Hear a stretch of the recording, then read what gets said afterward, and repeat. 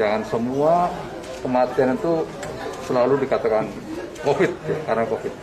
Definisi itu disalahartikan, akhirnya bisa menguntungkan pihak-pihak yang ingin mencari keuntungan dari sebuah definisi itu.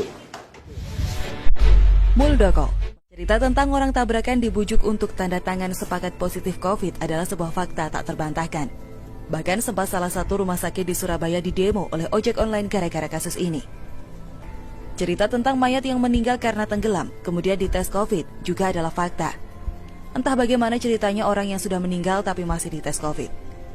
Dua cerita tersebut bukan sebuah kebetulan belaka, bukan pula kelalaian atau kekhilafan oknum, tapi juga terjadi di banyak daerah dengan beragam modusnya.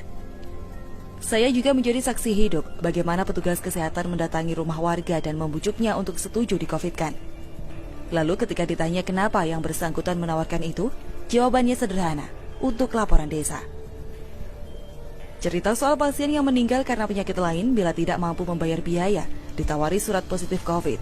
Cukup menyetujui pemakaman COVID, maka mayat bisa keluar tanpa perlu membayar.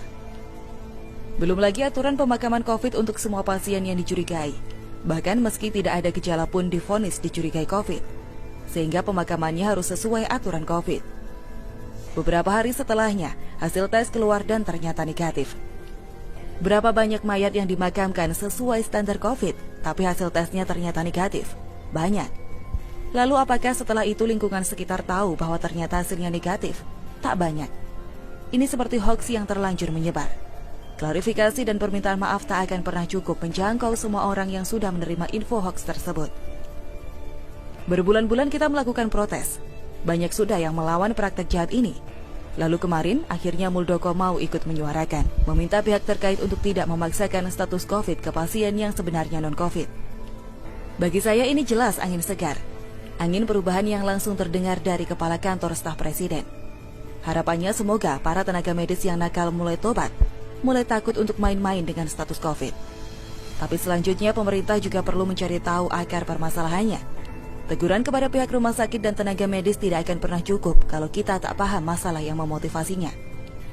Coba jelaskan ke publik, atau minimal cari tahu, kenapa ada pemburuan pasien dan mayat COVID? Kenapa ada tenaga medis yang mengincar penambahan pasien COVID?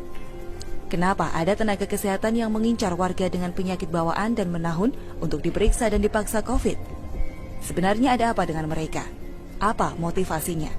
Tidak mungkin mereka melakukan ini tanpa alasan yang jelas. Memang sudah banyak kabar dan desas-desus terkait motivasi dan alasan tenaga medis bertindak nakal. Tapi tetap saja ini harus dikonfirmasi karena berkaitan dengan perbaikan kebijakan. Pada intinya kondisi kita sudah krisis, masyarakat sudah menjerit. Sementara di level kebijakan dan wilayah medis masih banyak permainan dan akal-akalan. Bagi pejabat dan profesi tertentu yang punya pendapatan tetap setiap bulan dan kini mendapat subsidi, mungkin COVID ini tak mengganggu kehidupan mereka. Kebutuhan pokok tetap terpenuhi. Tapi cerita para pekerja swasta tidak sebatas masalah PHK. Bahkan makan pun kini hanya nasi dan kecap. 7 bulan sudah kita menghadapi corona dan hasilnya resesi ekonomi. Sampai di sini mestinya kita sudah mulai berpikir tentang evaluasi. Sudahlah, sudah cukup kita belajar dan coba-coba. Data yang dikumpulkan sudah sangat lengkap untuk membuat perubahan. Untuk apa rapid test perjalanan? Kalau itu hanya untuk menjual paksa alat kesehatan, tidak akurat pula. Untuk apa membuat pemakaman khusus COVID? Toh mayat tak bisa menularkan virus. Sudahlah, jangan lagi main propaganda dengan mengumpulkan mayat dalam satu tempat hanya untuk menciptakan ketakutan. Satu langkah Muldoko yang kini berani berbicara frontal melawan mafia medis, patut kita apresiasi. Tapi ini belum selesai. Masih ada beberapa masalah dan perbaikan yang harus diterapkan. Semoga Pak Muldoko mau untuk lanjut melawan. Jangan tiba-tiba menghilang seperti Terawan. Oh ya, Terawan memang tak sempurna, tapi pernyataannya sangat terukur dan jujur. Beberapa pernyataan seperti COVID ini tidak berbahaya, bisa sembuh sendiri, tak perlu semua orang pakai masker, cukup yang sakit saja.